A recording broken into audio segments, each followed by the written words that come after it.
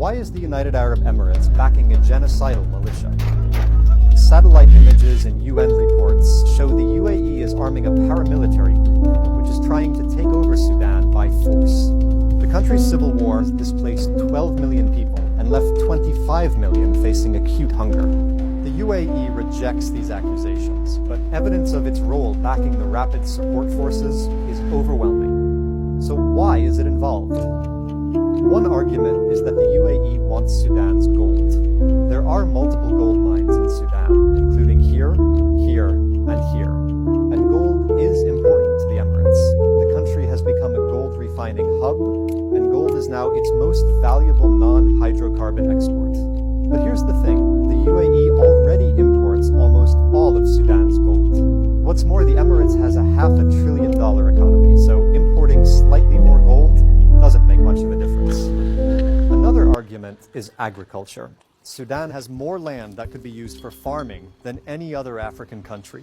That interests the UAE, which is highly dependent on imports. As a desert country, 90% of its food comes from abroad.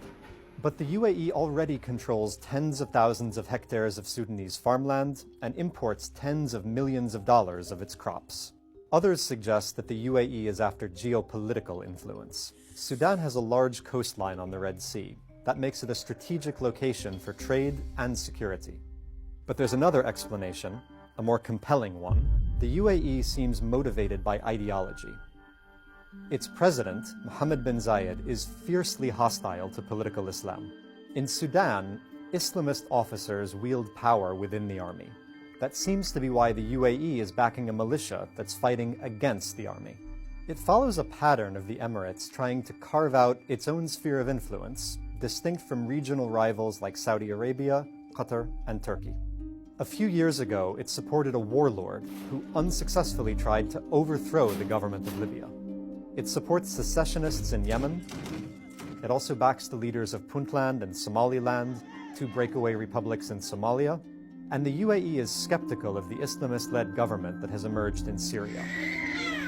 But nowhere has its foreign policy had more devastating consequences than in Sudan, where the government accused the UAE of complicity in genocide.